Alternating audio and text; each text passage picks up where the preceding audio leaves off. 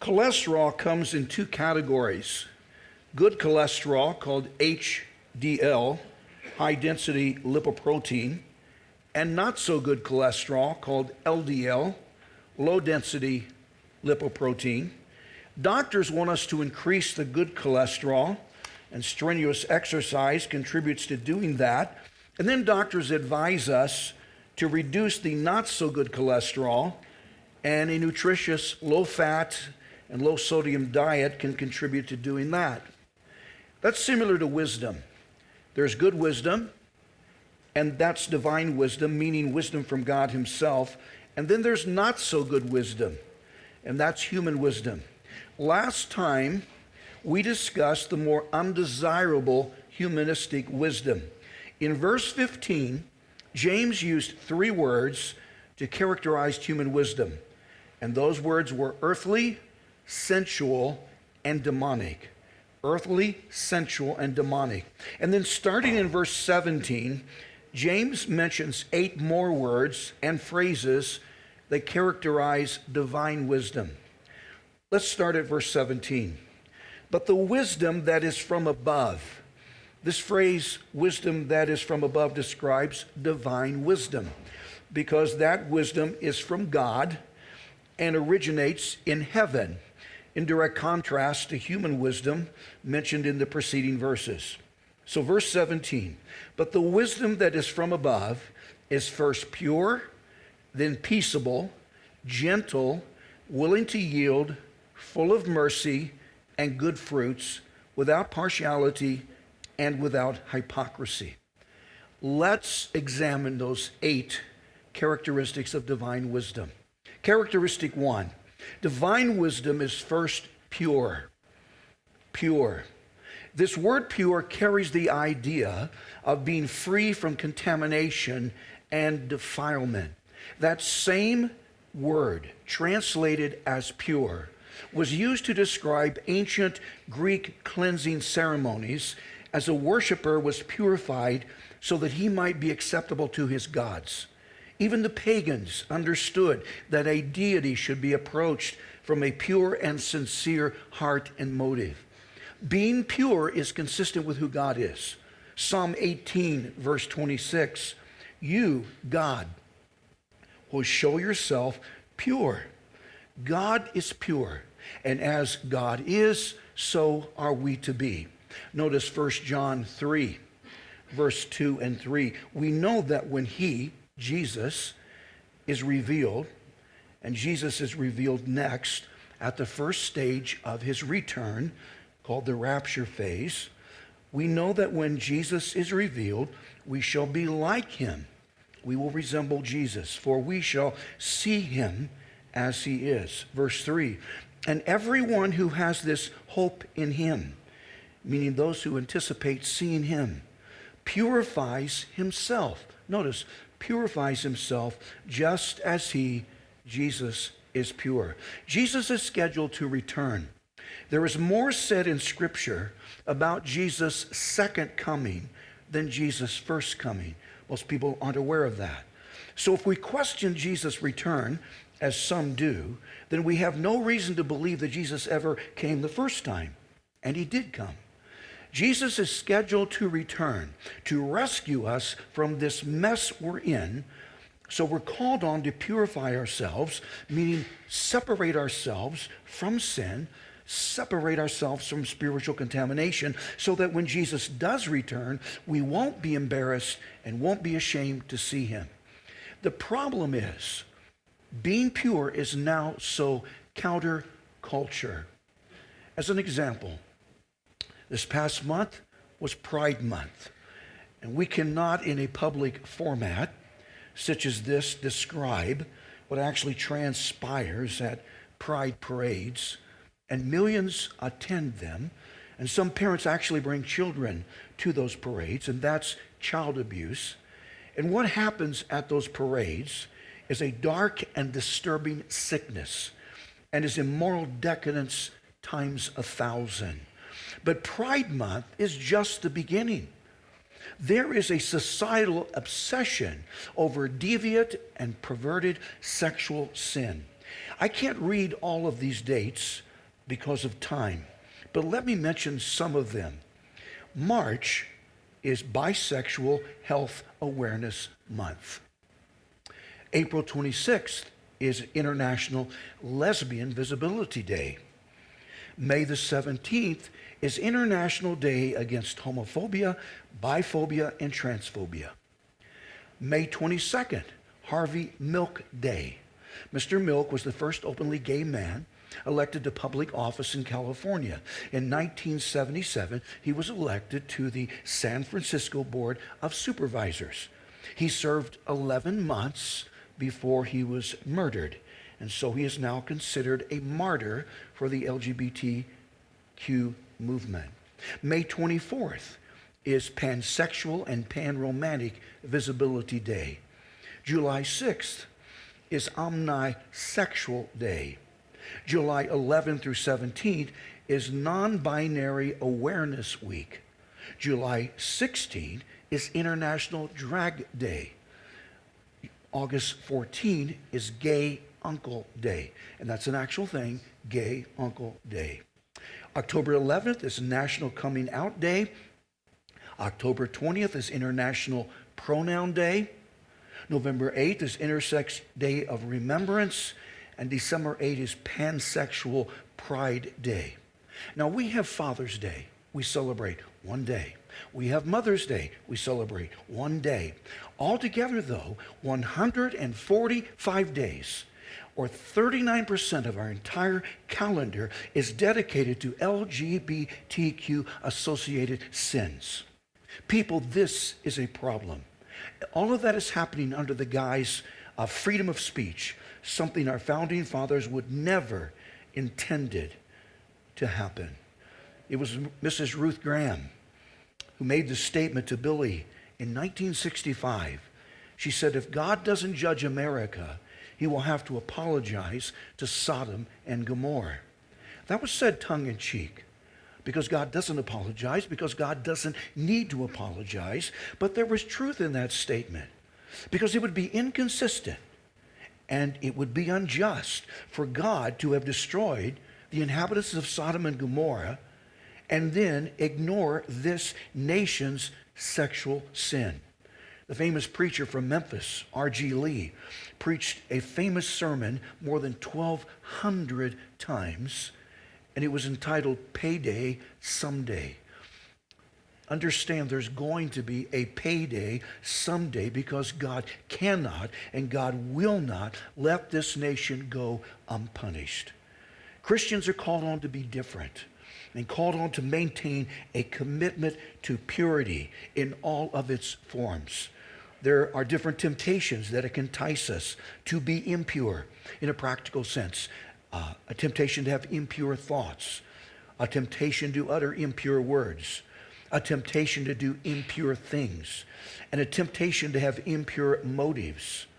If someone asks me to officiate at their marriage ceremony, it has been a long-standing practice of mine that no matter what has happened between them prior to that time, and if there's been sexual, moral indiscretion, then that is forgivable. All sins are forgivable, and we would address that.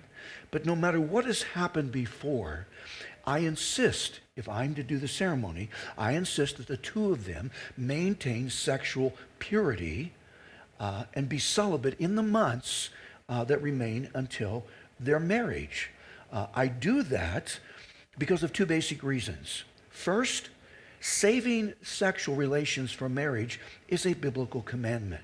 Notice Hebrews 13:4. Marriage is honorable among all, and the bed, that's the marriage bed, undefiled. The marriage bed is pure, no problems. The bed apart from marriage, meaning a sexual act apart from marriage, is impure. But fornicators, and fornication is a generic word, fornication describes all forms of immoral sexual relations, including premarital sexual conduct. But fornicators and adulterers, God will judge. So God expects two who are planning to be married, to remain sexually pure, morally pure, until the marriage night. Second, if someone is engaging in premarital sexual relations, that's considered impure moral behavior. And if that moral impurity continues, then the two of them are going to forfeit the ability to make the right decisions about marriage. And that's because divine wisdom is first pure. An impure sexual connection is a manifestation of human wisdom. And human wisdom distorts a person's objectivity and prevents someone from receiving wisdom from God. So first, divine wisdom is pure. Characteristic 2. Divine wisdom is then peaceable. Peaceable. If we exercise divine wisdom, then we're going to be more peaceable as a person and not antagonistic and not argumentative. I heard about someone who was so anxious to be argumentative that he only ate food that disagreed with him. Okay, that didn't go over. Maybe this afternoon you'll get it. I don't know. Anyway, Proverbs 20, verse 3. It is honorable for a man to stop striving, to stop arguing, to stop fighting. This means it's honorable to refrain from an argument, since any fool can start a quarrel. Any fool can start an argument. It is important to understand the things that cause arguments so that we can better then avoid arguments. There are at least 3 things that cause arguments. One is comparing.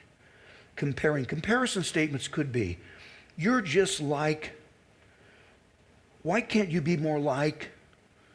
When I was your age, I never would have. Comparison statements put people on the defensive, and that can start an argument.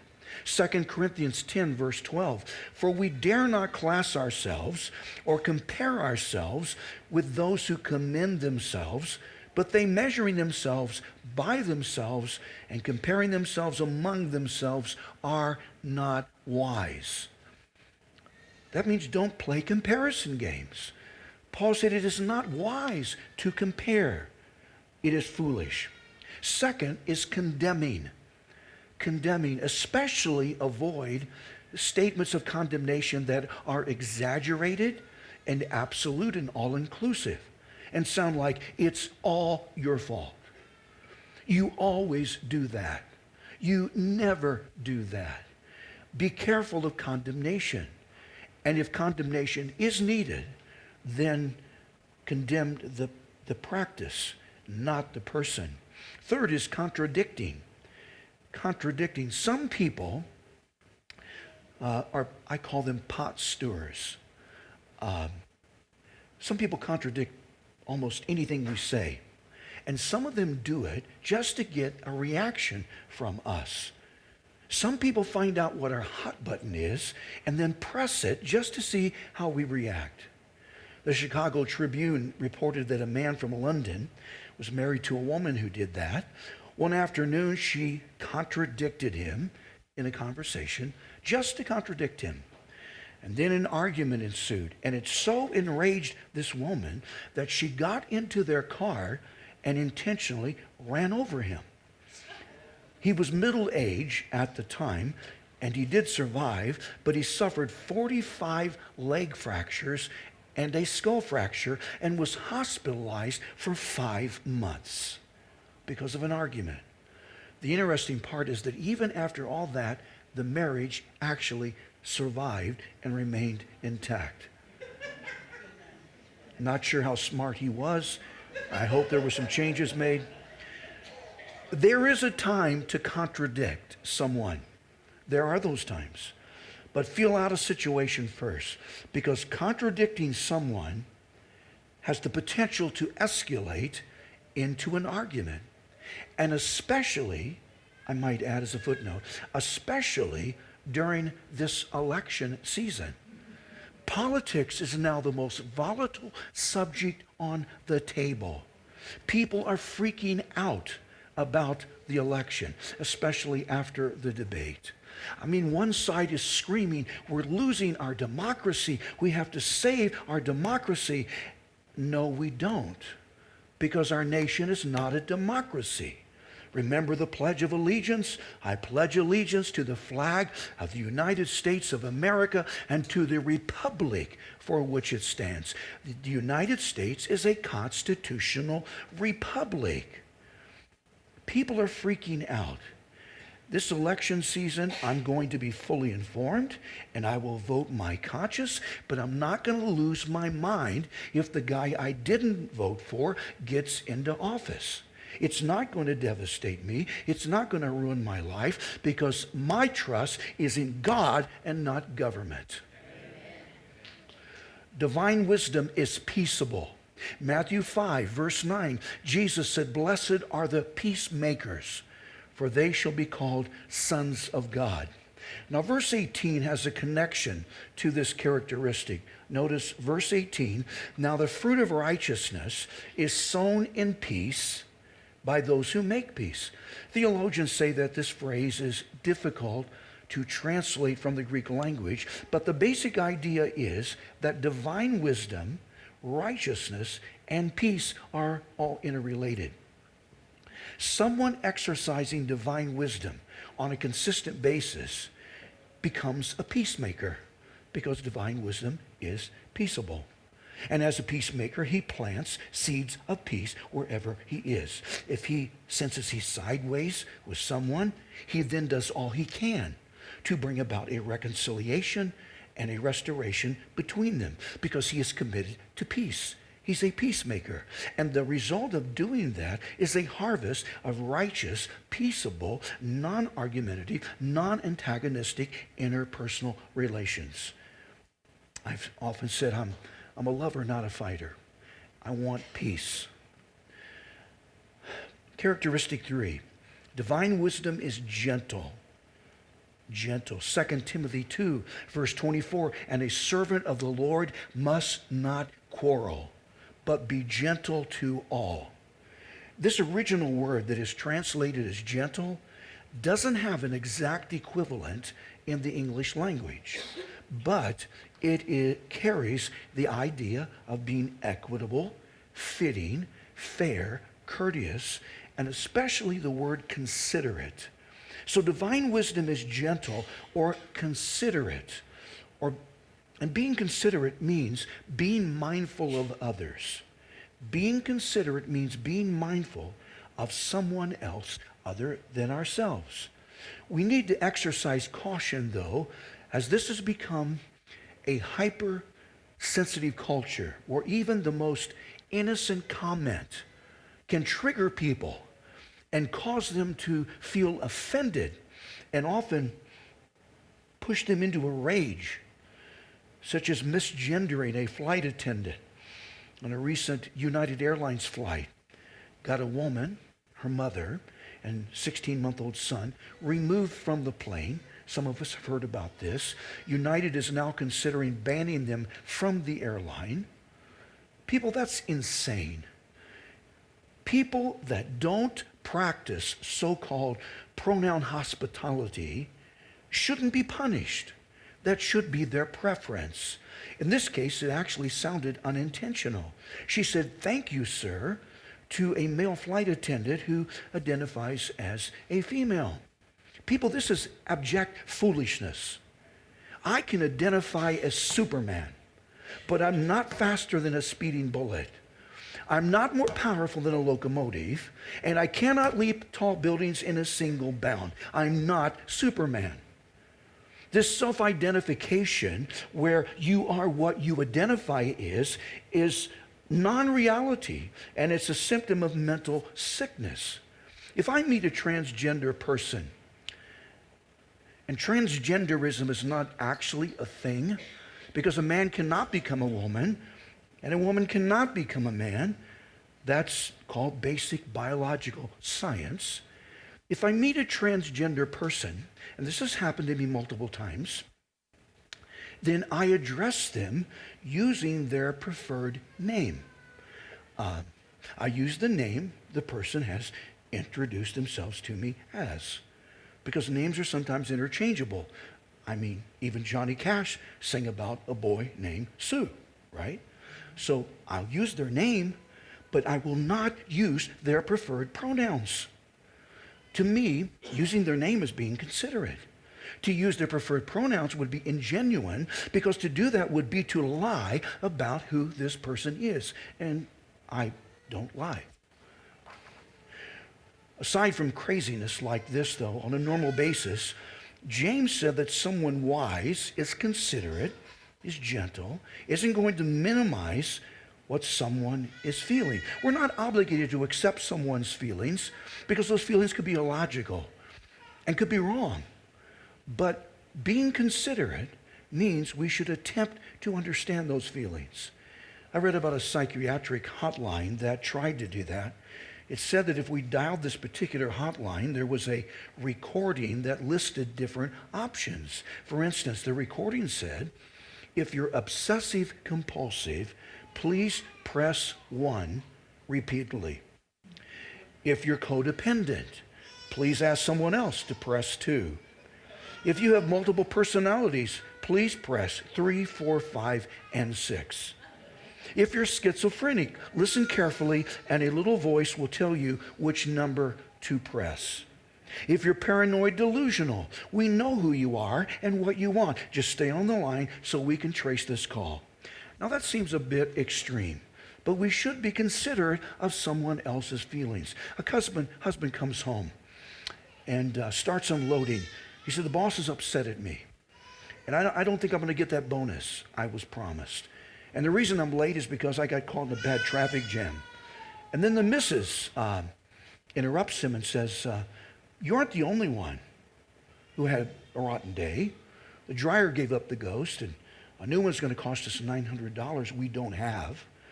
The kids are driving me absolutely crazy, especially your youngest son, who attempted to drown the cat in the toilet. So don't talk to me about your day. The fact is, both of them have had a difficult day, a difficult time. We understand.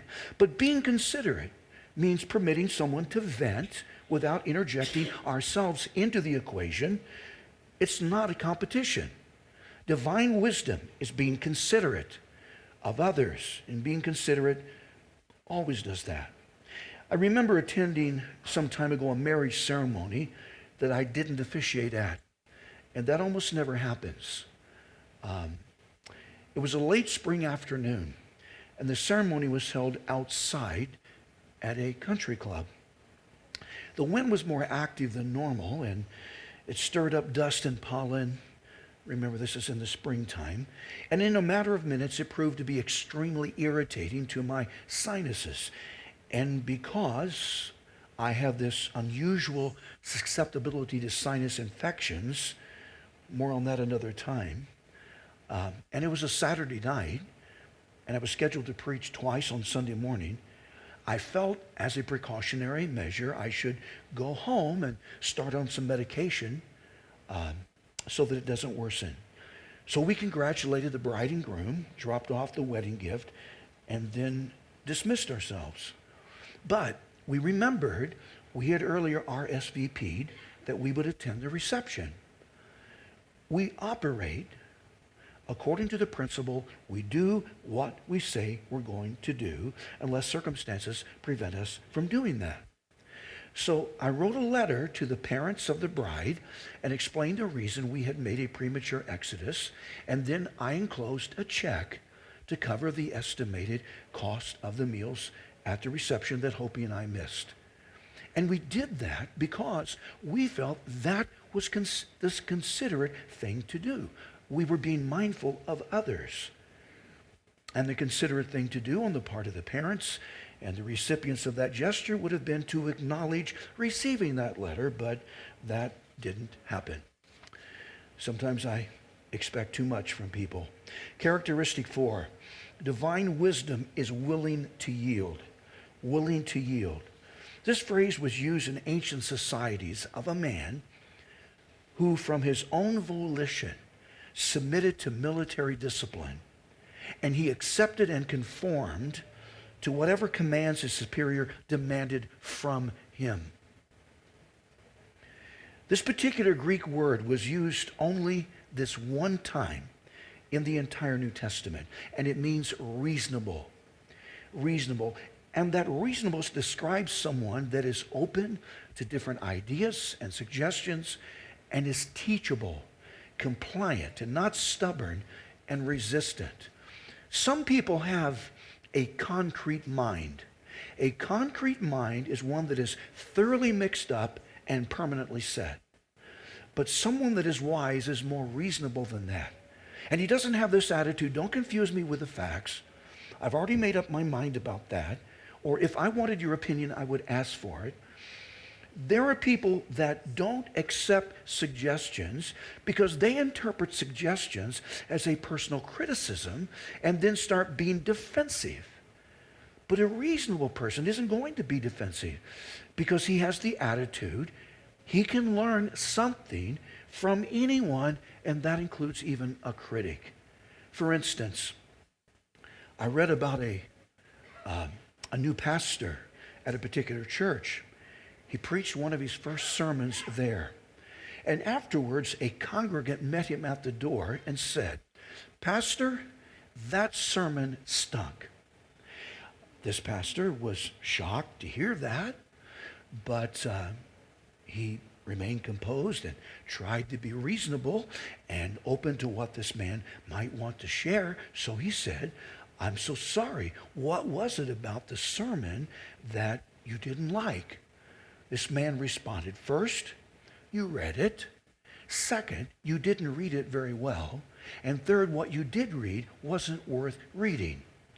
But then another man came up right after him and apologized and said, "Pastor, don't listen to that guy. He's nuts. He just repeats what he hears everyone else saying." That's a lesson in not how to encourage someone. Proverbs 12, verse 15. "The way of a fool is right in his own eyes." Meaning the fool is always right, according to him. He's never wrong, according to his estimation. But he who heeds counsel, the person that is teachable, is wise.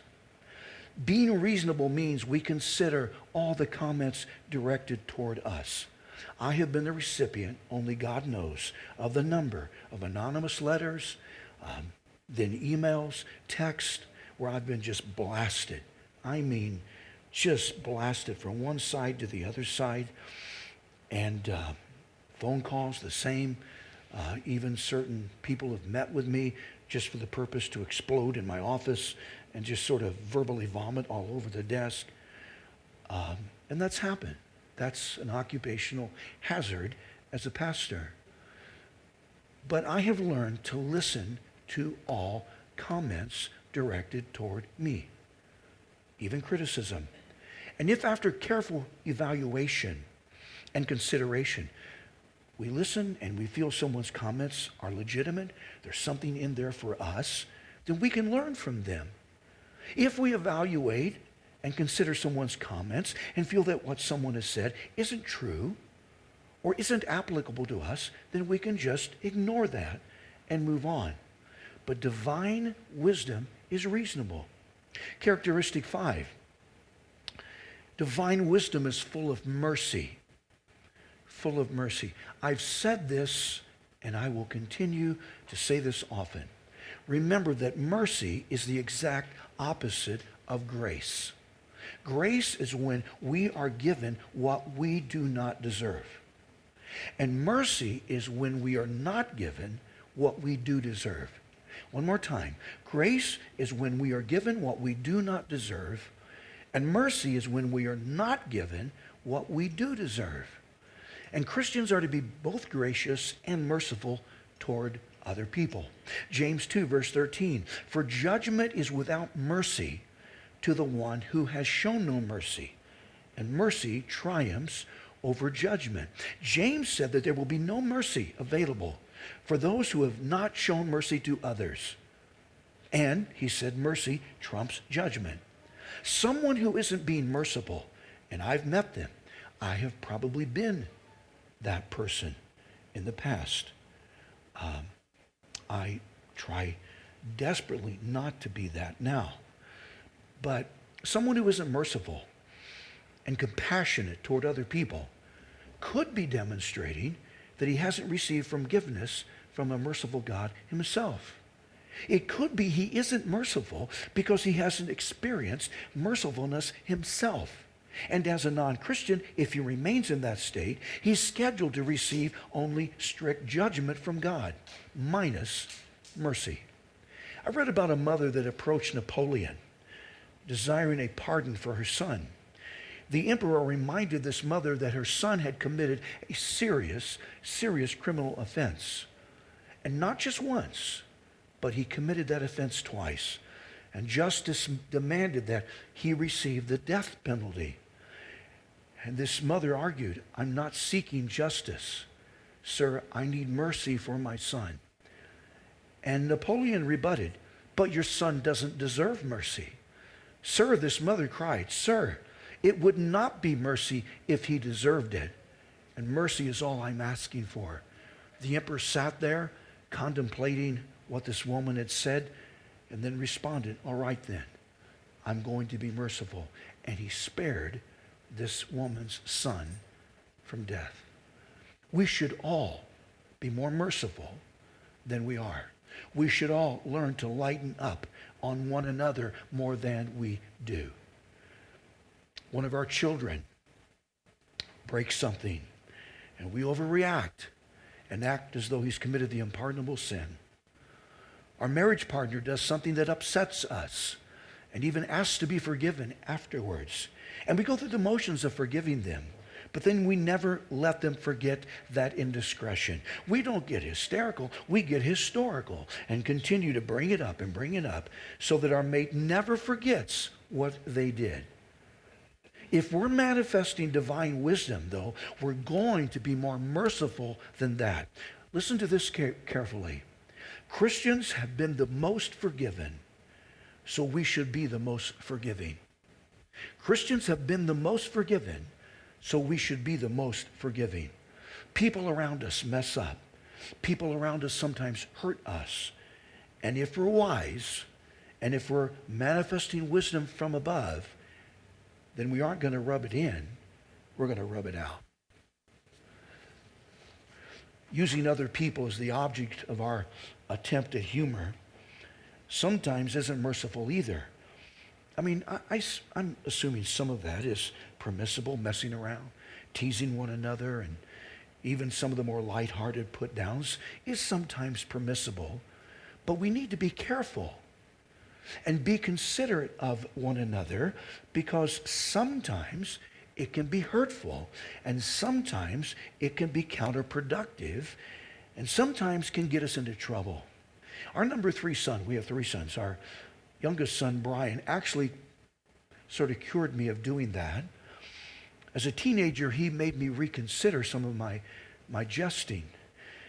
One afternoon, out of sheer orneriness, messing around, I said, Brian, you're ugly. He said, Dad, you shouldn't talk. You're so ugly, if you went into a haunted house, you'd come out the other side with a paycheck. I literally had no rebuttal to that. And the worst part is that his mother was standing right there. She heard that and she just cracked up, you know. So I received no mercy from either one of them. I'm like the comedian Rodney Dangerfield. I get no respect at all. That's what happened. Characteristic 6. Divine wisdom is full of good fruits.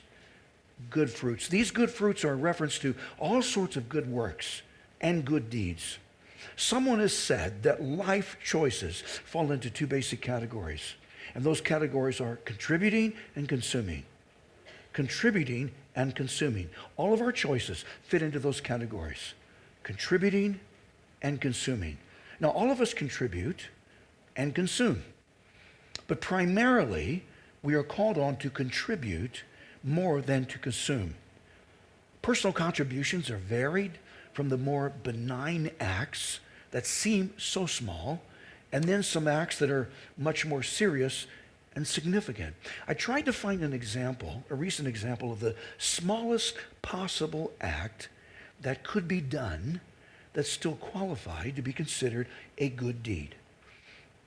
And just this past month, I was sitting in a crowded doctor's office waiting room, probably a dozen of us in there, and an older man He seemed older than me. I know that's hard to imagine, but there are some who are older than me. And this man seemed feeble. He had seen the doctor, and he was about to go out. And he had a large combination walker seat apparatus, like the one Hector is using. And he was straining to get the door open. The door was sort of a heavier door. And he was straining to get the door open in order to go out. He wasn't strong enough to both open the door with one hand and push that large walker through at the same time. And no one else in the room seemed to notice, or no one seemed to care. So I jumped up and rushed to open the door for him. Now that act required seconds of time. That act was such a minuscule effort on my part, but that small contribution still mattered to him, because he literally couldn't open the door unless someone assisted him. In Matthew 10, verse 42, Jesus said, "We will be rewarded for doing something as small as giving someone a cup of cold water."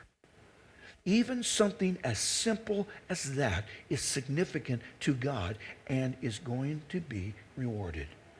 But then some good deeds have more serious consequences. In one of our previous congregations, one of our members was on his motorcycle. I'm not a motorcycle person. I think motorcycles are beautiful machines. But my concern is not for the motorcyclists, but for people who are driving vehicles that aren't careful of them and aren't aware of them. And he was on his motorcycle going down one of the main streets in our community. A drunk driver suddenly came from nowhere and hit him. He hit him and then continued on. Classic case of hit and run. And that there is no excuse for that. There's no excuse for being intoxicated behind the wheel. This man was sprawled out on the pavement. A man I had led to Christ. I led his wife to Christ. He was sprawled out on the pavement in the opposite lane of traffic, and he had severe injuries. It was then a woman noticed what happened, and so she stopped her car and positioned it in the street so as to block his body from oncoming traffic. She immediately called 911 so the police and the paramedics could get there as soon as possible. She was a total stranger. She had never met him before, but she acted as a good Samaritan, and she literally contributed to saving his life. Sir Winston Churchill said, "We make a living by what we get, but we make a life by what we give." We make a living by what we get. We make a life by what we give, no matter the size of the gift. Characteristic 7. Divine wisdom is without partiality.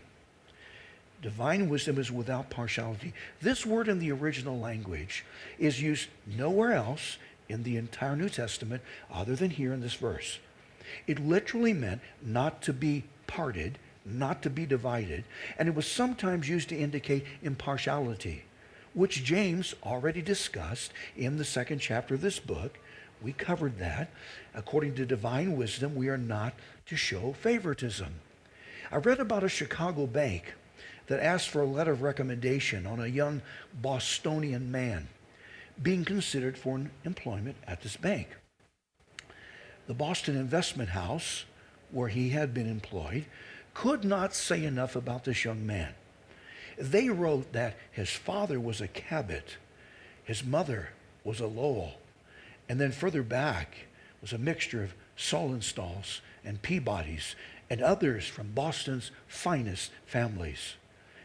His recommendation was given to this bank without hesitation. Several days later, the Chicago bank sent a note to this investment house saying that the information supplied was altogether inadequate. That note read, get this, "I'm so sorry, but we're not contemplating using the young man for breeding purposes, just for work." As a church, we believe in equal opportunities. No matter who someone is, no matter who someone's parents are, no matter how unimpressive someone's Ancestry.com genealogical record is, it doesn't matter. We don't play favorites and we don't discriminate because we believe in divine wisdom. Characteristic 8, the last one. Divine wisdom is without hypocrisy. Without hypocrisy. Divine wisdom is not hypocritical. Hypocrisy is one of those sins Jesus condemned most. 4 times in his Sermon on the Mount, he excoriated the scribes and Pharisees about their hypocrisy. Luke 12, verse 1. Jesus warned his disciples, beware of the leaven of the Pharisees, which is hypocrisy. This is interesting. The original word translated as hypocrisy or hypocrite means someone who wears a mask, an actor. Someone who wears a mask, an actor. In ancient Greek society, 2 or 3 actors might put on an entire multi-hour theatrical production through the usage of different masks. Get this.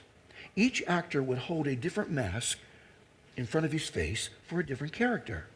There wouldn't be a wardrobe change, just holding up a different mask in front of the face to depict a different theatrical character. One person would have 5 or 6 different masks and roles and parts, and that actor was called a hypocrite, one who is acting. In biblical language, a hypocrite is also someone who is acting a part. But James said, if we're users of divine wisdom, then we're not wearing masks. We're not acting.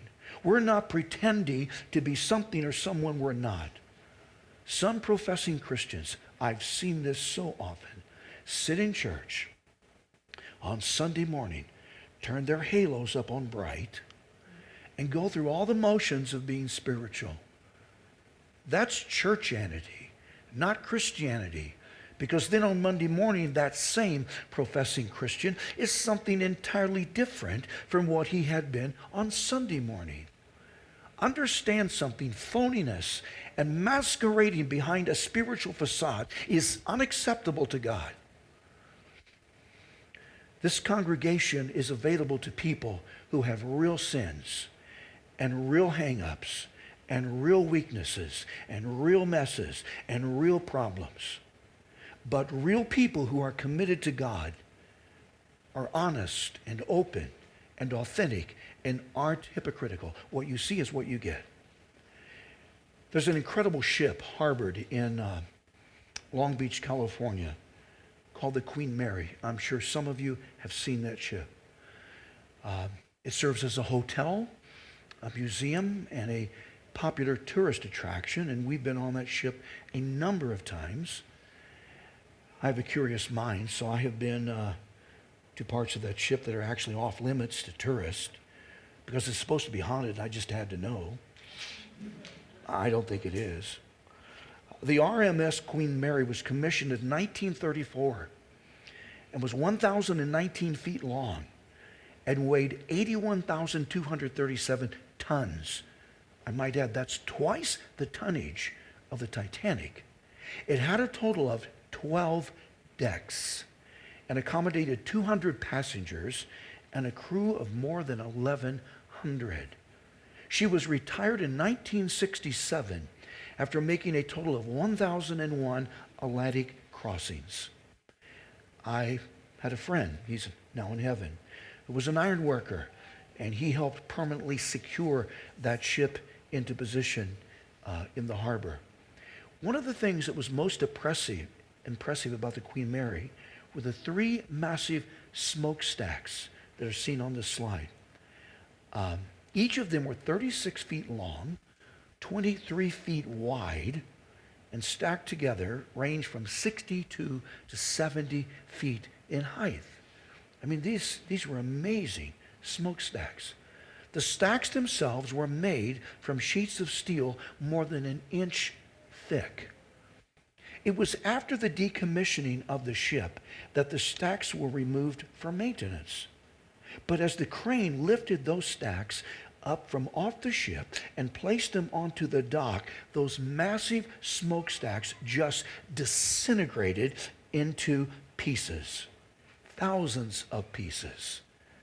It seems as though throughout the decades of service that those stacks had been exposed to so much heat, so much moisture, that the steel had turned completely to rust. And the only reason the stacks had remained erect was because over time, some 36 coats of heavy paint had been applied to them, forming a thick shell that hid the corroded, empty interior. So although no one knew it, those were, quote, hypocritical smokestacks. Completely corroded, completely rusted smokestacks hiding behind a facade of 36 coats of beautiful paint. That's hypocritical because those smokestacks were not what they seemed to be. And that is often true of us.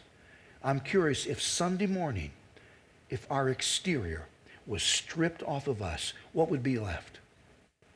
Would we be just a painted over shell of spiritual emptiness and void of actual spiritual substance?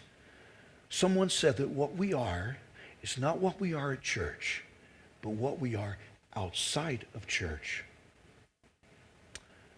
Those are the 8 characteristics, the virtues of divine wisdom. Let's bow our heads.